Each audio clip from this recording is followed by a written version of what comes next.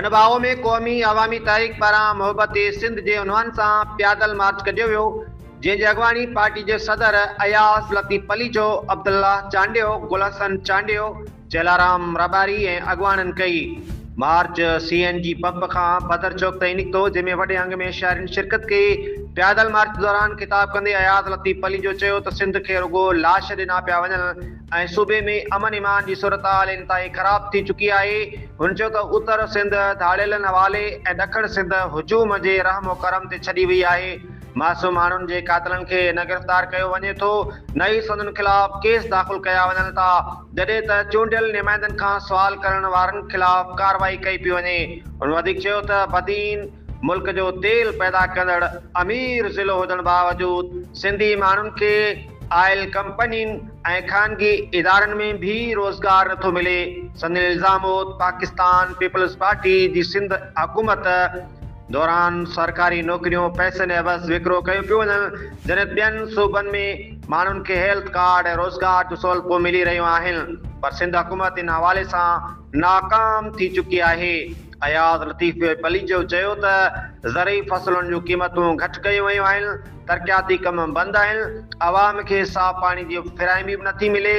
हुन चयो त कुझु सियासतदान रुगो दौरा करे मायूस अवाम खे ख़ुशि करण जी कोशिशि कनि था, पर अमली क़दम नथा खयां वञनि।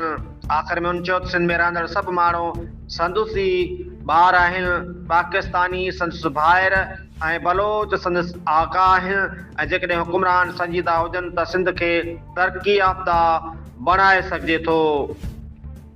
उनखे मज़ूरी था कढी ॾींदा, 5 ॾींहं घोड़ कंदो, 6 ॾींहं कढी कंदो, चवंदो मुंहिंजी पघार टाइम लेट थी वियो आहे, 6 ॾींहं चवंदा सिंधी माण्हू गांव जाओ, ऐं ॿियनि सूबनि जा माण्हू अची हलाईंदा। KPT में केरु आहिनि?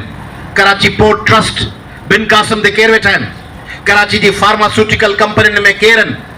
सिंधी जेके कराची में टिपा पिया रहिनि, ख़ुशि पिया थियनि न, घड़ी वञो कंहिं MCB जी ब्रांच में, उते वञी माण्हू ई ॻणियो, कराची जी कंहिं बि MCB जी ब्रांच में वञी ॻणियो, ही मैनेजर केरु आहे, ही डिप्टी मैनेजर केरु आहे, ही कैशियर केरु आहे, ही लॉकर जो इंचार्ज केरु आहे, ही मथां जेको वेठो आहे मैनेजमेंट ते केरु आहे, नवां अकाउंट खोलंदड़ केरु आहे, कहिड़ा कहिड़ा माण्हू ॾिसो, 30 खे बचाईंदी आर्ज़ी तरह।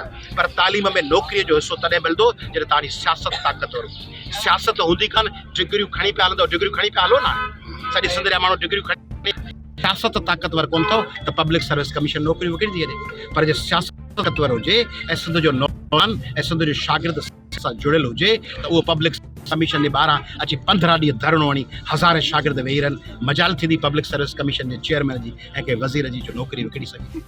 कमु तव्हांखे करिणो आहे, तव्हां सां गॾु आऊं आहियां, ऐं बीठो आहियां, मूंसां गॾिजी हलो ऐं मुक़ाबिलो कयो ऐं हिननि खे पाण शिकस्त ॾींदासीं। सर मुंहिंजो डबल